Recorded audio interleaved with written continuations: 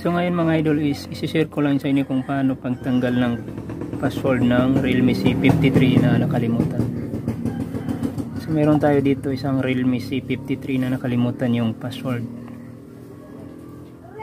So unang-una mga idol is i-turn on lang natin or i-turn off lang natin or i-off natin yung cellphone. Ayan, then hintayin muna natin ma-off.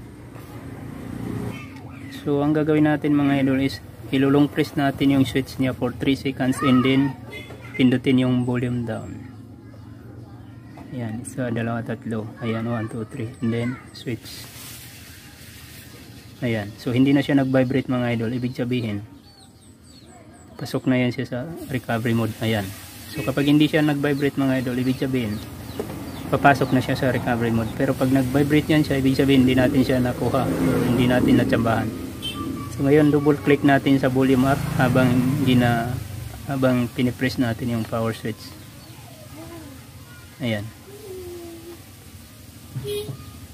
and then gamitin natin ang volume down pababa para ma-select natin yung wipe data and factory reset. Ayan, nalagay natin siya sa wipe data and factory reset mga idol is pindutin natin yung kanyang power switch para ma-okay natin siya. Ayan, then pindutin naman natin siya sa kanyang volume down para ibaba. Ayan, din pag nalagay natin siya sa factory data reset and pindutin natin ang power button. Ayan, as okay. Ayan, so kung makikita niyo mga idol is nagwa-wipe na siya, wiping data, formatting data. Ibig sabihin binubura na niya lahat yung laman ng ating mga cellphone. So pagkatapos nito mga idol is magre-reboot na tayo. Ayan, so sa reboot system na mga idol, dyan natin siya okay gamit ang power switch para mag-restart yung ating cellphone. Ayan, so magre-restart na yan siya. After niya mag-restart mga idol is wala na yan siyang password. Tapos yung lahat ng laman niya is burado na rin lahat. So hintayin lang natin siya dito sa pag-reboot niya mga idol kasi matagal talaga siya dito. Mga 5 to 10 minutes.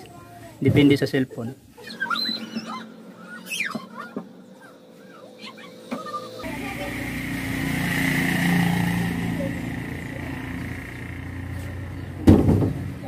Okay, ayan mga idol. So nakapag-restart na yung ating cellphone. So wala na yan siyang password. So ini-next na lang natin ito mga idol kapag wala siyang Google account. Pero kung mayroon siyang Google account mga idol, kailangan natin siyang i-bypass yung kanyang Gmail kung hindi natin alam kung ano yung Gmail natin.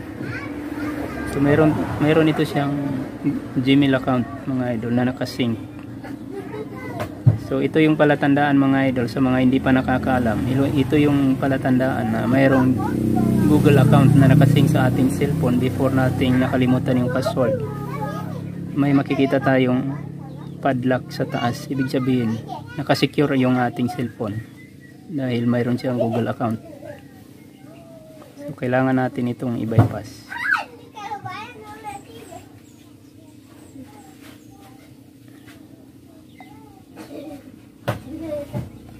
So sa pag-bypass nito mga idol, susubukan natin kung kaya ba ito siya sa sa 813 or okay, ayan. So nakaya natin siya i-bypass gamit ang 813 mga idol na code. So ngayon mga idol is okay na yung ating cellphone. So ito yung model ng ating cellphone. Yan, Realme C53. Android version niya is Android 13. Ayan. So maraming salamat sa panonood mga idol.